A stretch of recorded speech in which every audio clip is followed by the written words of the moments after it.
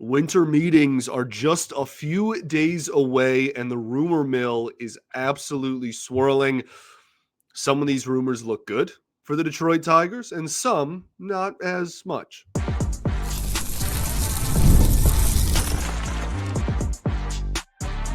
You are Locked On Tigers, your daily Detroit Tigers podcast. Part of the Locked On Podcast Network, your team every day.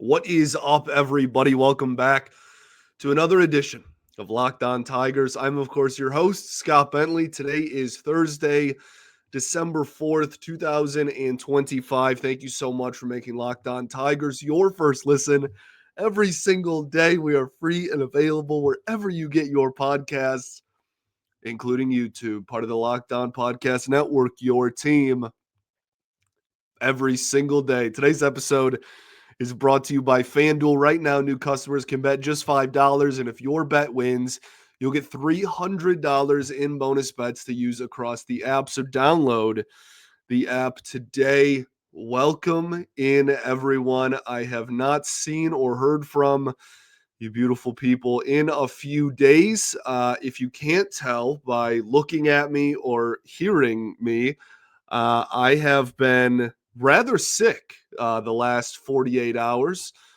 and I still am, but the show goes on, and I feel like I can at least hold it together and pretend like I'm decent enough here for 30 minutes today. So we're going to put our best foot forward and give it a shot here, and then, go to bed at 8 p.m. again and hope that tomorrow is better. So I apologize for, I don't know if I hack up a lung here at some point, or if I sniffle a lot, or if I sound awful, or if I look awful. Those last two things I feel like you're all used to with me by now. I feel like I usually do those two on a daily basis. But joking aside, I am very appreciative of you. And thank you to those who reached out. Things were looking bleak there for a little bit. I'm not going to lie, but we ball and we're here and we're ready just in time for winter meetings to kick off. We are going to talk about a lot of rumors surrounding the Detroit Tigers heading into winter meetings, which technically start on Sunday night. But that's usually like everybody welcome to the big, resort and get drunk and talk to each other thing, or definitely not that. Never mind. You get my point. The gathering and the ceremonies and whatever. The actual news and whatnot will start on Monday morning in regards to winter meetings. So it's always a fun week. It's always a really fun week. We're going to talk about the rumors surrounding the team heading into those. Kyle Finnegan, a name that we will talk about. Steven Kwan, believe it or not, a name that we will talk about. Ketel Marte, Michael King, Pete Fairbanks. Let's start with Pete Fairbanks. This has been one of the more popular rumors, if you will, over the last, since I've been on my metaphorical deathbed. I would love it. Pete Fairbanks over the last 3 years has been one of the better back-end relievers in the American League. The interesting distinction, I guess I'll say, with Fairbanks over the last 3 seasons as opposed to his first 3 or 4 seasons, which I don't remember exactly how old he is now, around 30, is that the K rate has gone down. And you look at his career strikeout rate is about 30%, which is just astronomically high for a full, again, 6-7 year career. That's a really, really good number.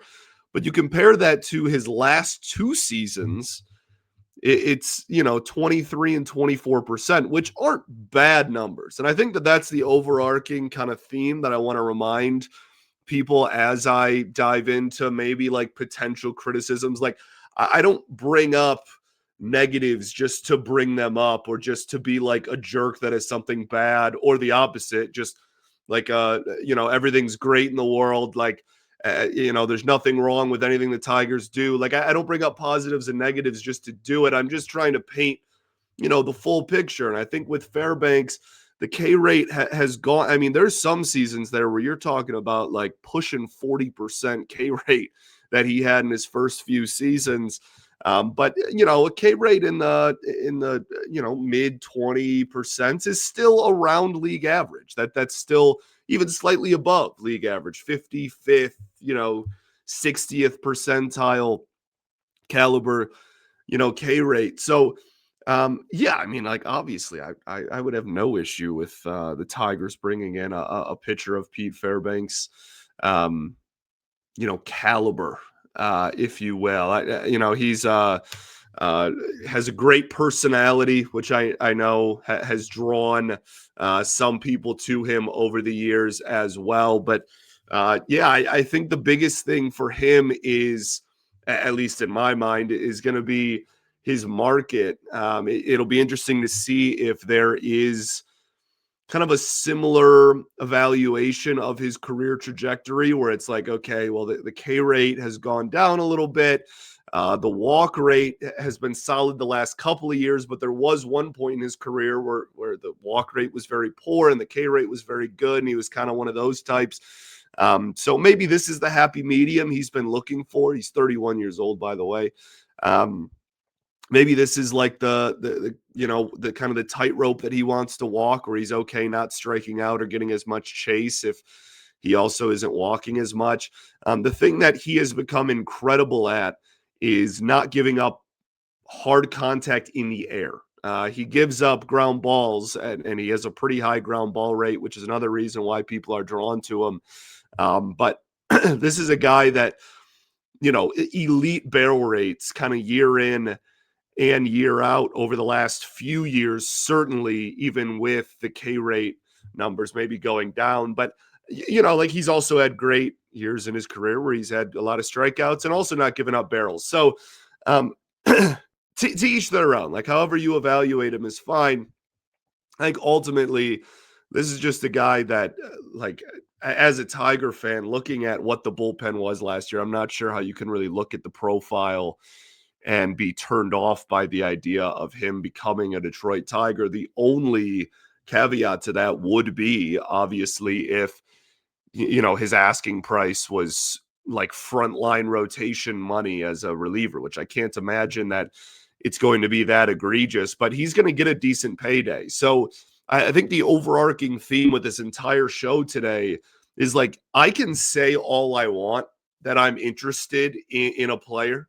Okay. Like, people, that's like my favorite report that during the off seasons is like, oh, like, so-and-so team is interested in landing, big name free agent. Well, I'd hope so. They're really good and they would make almost any team better. There's 30 teams in Major League Baseball that bullpen would get better if Pete Fairbanks was in it. All 30, the Rays included. But you have to be willing to actually pay the price tag.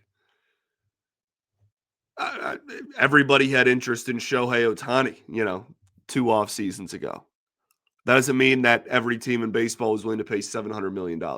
So, like, and obviously that's an extreme example. Pete Fairbanks is not going to, sniff 700 mil, unfortunately for him. But he's still going to make out pretty well, all things considered. It's just that's kind of the biggest thing. Are the Tigers a team that is willing to pay over $10 million a year for a reliever? That's my big overarching question. I mean, to be honest with you, really throughout this entire offseason, and has been throughout the entire Scott Harris era, is this a team that's going to spend money to improve the bullpen? Or is it going to be a team that takes reclamation projects and internal development and just say, you know what, all relievers are failed starters anyway, outside of like Ben Joyce and, a couple of extreme examples, pretty much all major league relievers were starters at one point. So are we just going to use that to our advantage and, well, to what we think is our advantage, and that's just going to be what our bullpen is full of? I don't know the answer. The issue I have with the Tigers front office in terms of how they address the bullpen is the fact that they don't go after anybody that can throw hard. They don't draft anybody that throws hard. They don't sign people that throw hard. It drives me absolutely nuts. In today's era of baseball, where more pitches over 98 miles an hour have been thrown than any other year in the history of baseball, comfortably by like 10,000 to the next closest. Like, it's not even close. And the K rates that follow that and accompany those numbers, the Tigers don't have anybody that throws very hard outside of obviously Tarek Skubal, and they don't have very high K rates. Again, outside of obviously Tarek Skubal, and then Jack Flaherty has pretty good K numbers too. I'm not saying it's necessarily everybody on the roster, but like, they just don't target them, and then they wonder why their bullpen sucks. I have an idea. So all that to say, Pete Fairbanks obviously would be a welcome addition to this team, but there's going to be a big market for him. This is not like, oh, the Tigers are the only seat at the table and they just got to find a number. No, they got to outbid people, and that's the part that raises concern. Ryan Helsley is not a Detroit Tiger. Obviously, we'll talk about that a little bit later. Want to talk about Michael King. Want to talk about some position players too. We'll do that right after this. First, though, got to talk to you all about our friends over at Game Time. The World Cup is back in North America for the first time since 1994, and with 48 teams for the first time ever, it is going to be absolutely massive. But let's be honest, getting tickets, well, that's usually the hardest part, right? That's why Game Time and the Game Time app are very clutch. Finally giving fans a real advantage when it comes to snagging seats. With Game Time, you can track your price and see the price drops in real time. You can get alerts when great seats are open and buy tickets the moment they hit the app. It puts the power back in your hands and makes going to the World Cup realistic and even probable. There are so many great features at Game Time. You pull up the app, a layout makes it so simple to scroll through matchups and compare seat views. Pick a game, tap a section, and have your tickets locked within minutes. There's no confusion or hunting for a fine print. So take the guesswork out of buying World Cup tickets, and all tickets really, with Game Time. Every match, concert, or event. Download the Game Time app, create an account, and use code LOCKEDONMLB for $20 off of your first purchase. Terms apply. Again, download the app, create an account, and use code LOCKEDONMLB for $20 off. Swipe, tap, ticket, go. Game Time.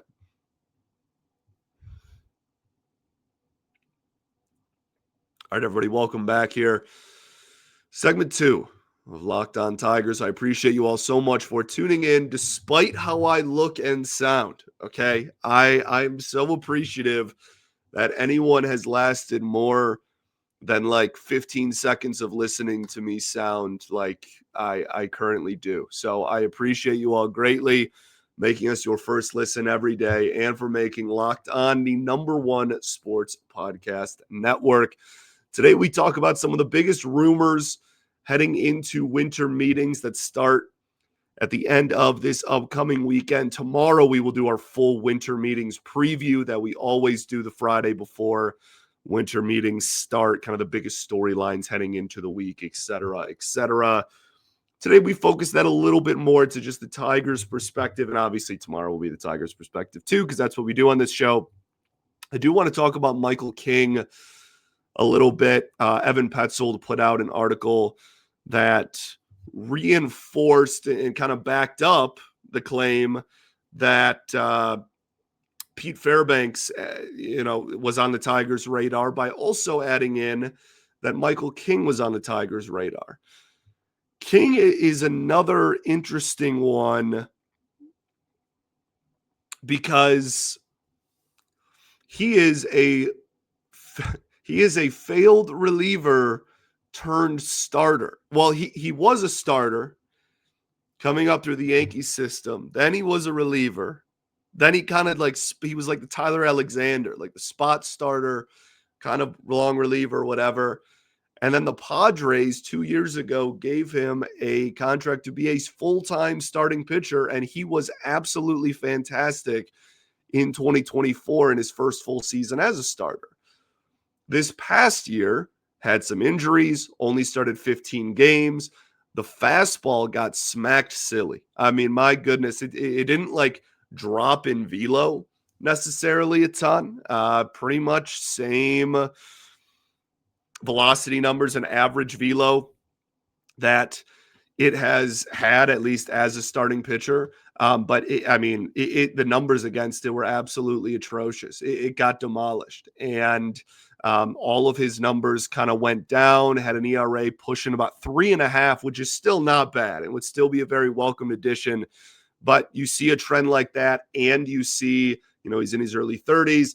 He's only started full-time, at least 2 major league seasons, and now has the injuries that he had this year on top of all of that. Makes for a very interesting market value to me. I'm not sure if people are just going to be able to ignore all of those things I just laid out.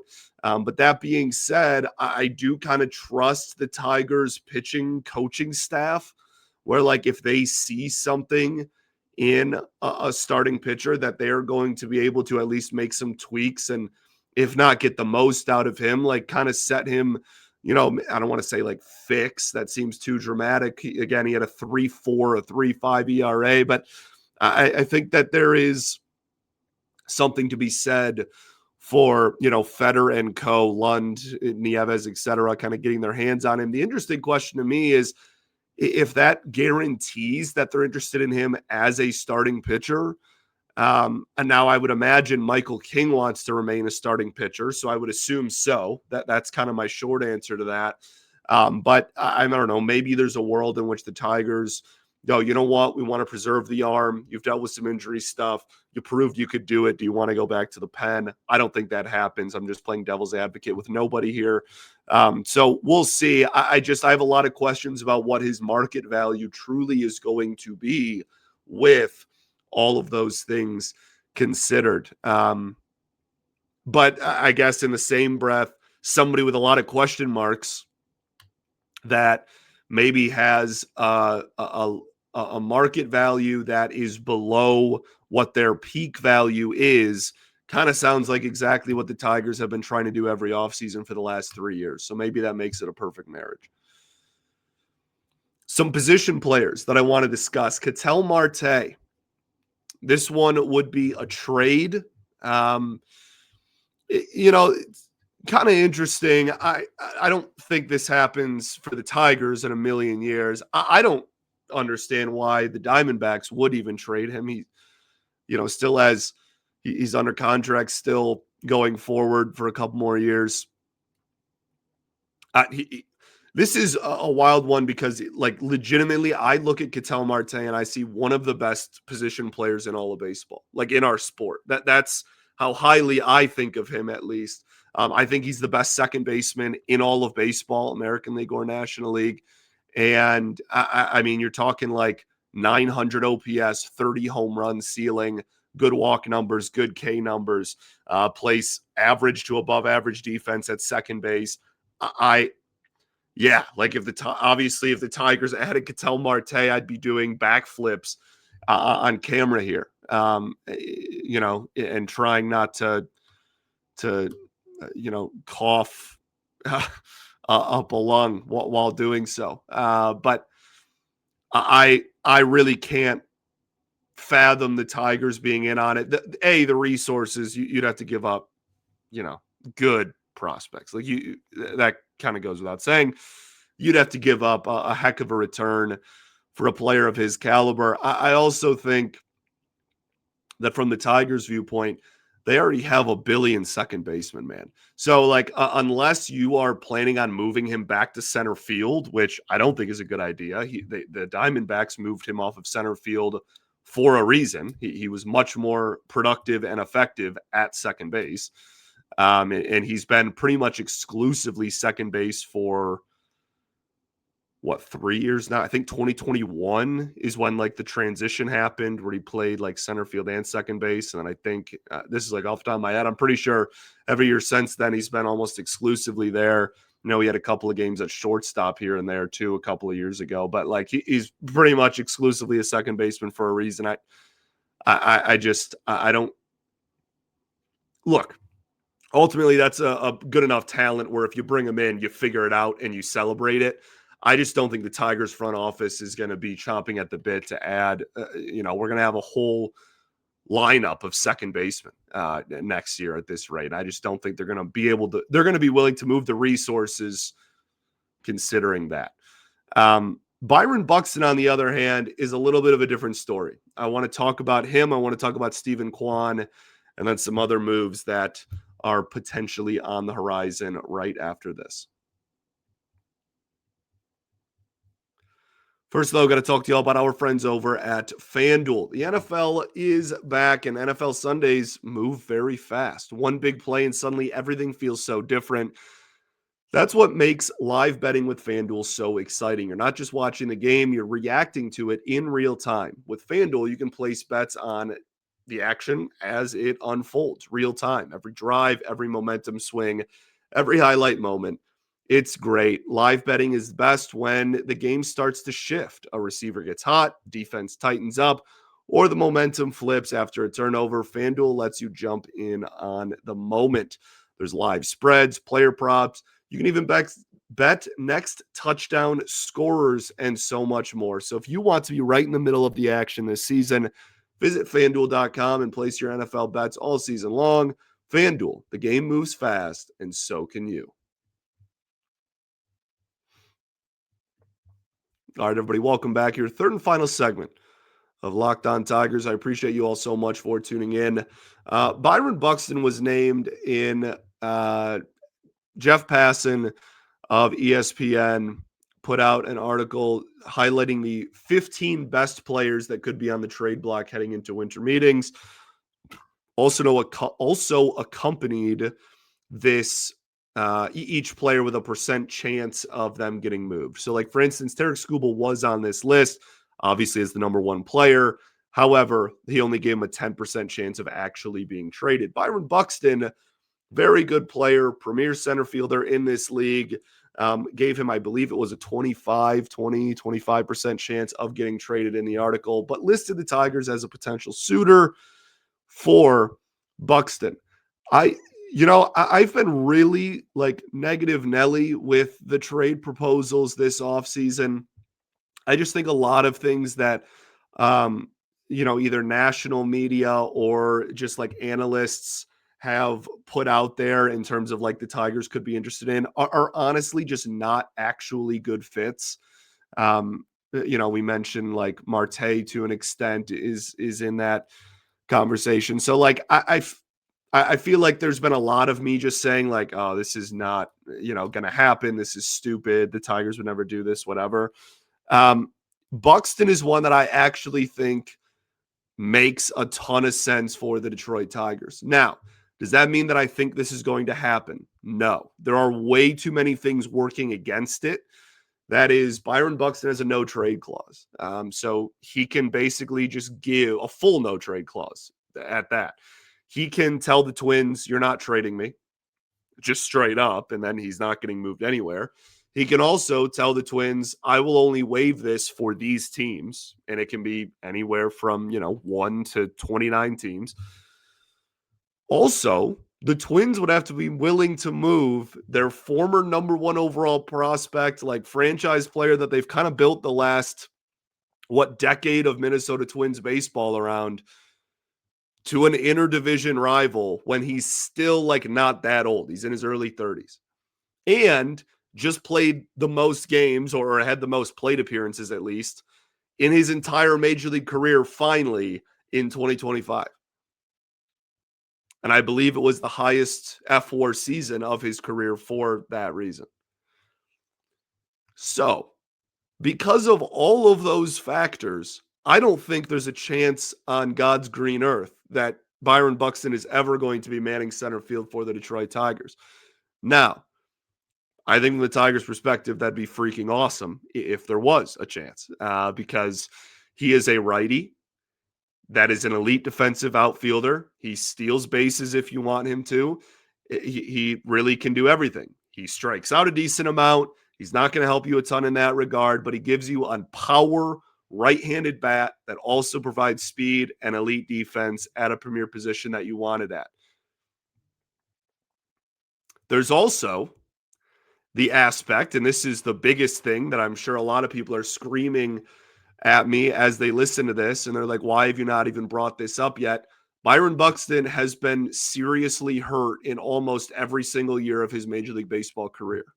Not to his fault. He's a professional athlete that's in incredible shape and is one of the most athletic players to play any professional sport in America.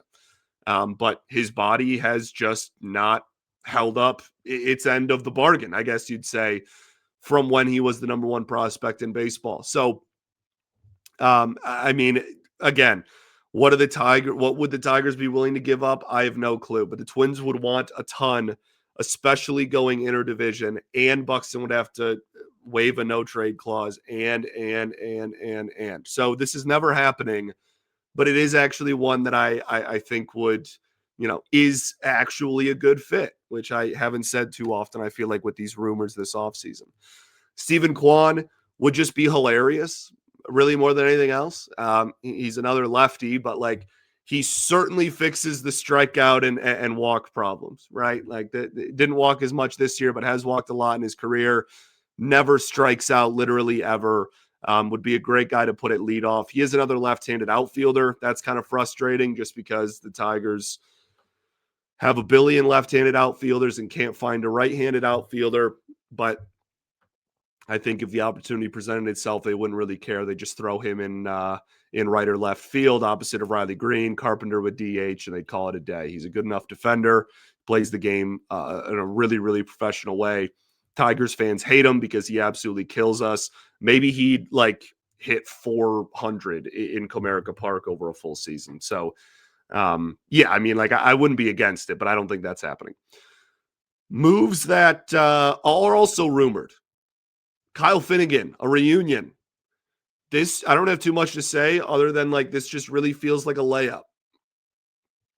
I mean, we'll see what Finnegan's market is.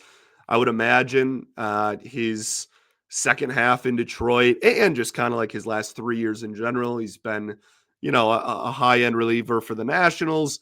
Came over here. I mean, we made an all-star game, right? He was solid there, came here, made a couple of tweaks, was phenomenal. I'd imagine he has a decent market. It also really does sound like he has interest in returning. The Tigers have interest in bringing him back. I think that this probably does happen, and I'm totally fine with it. This is one I said earlier in the year. Some people, I feel kind of almost got offended when I said I didn't really care either way. Excuse me. I'm shocked it took this long. I made a comment. I don't think I don't remember my exact words. Whatever I said, I basically insinuated that I would be okay with the bullpen, whether Finnegan returned or not.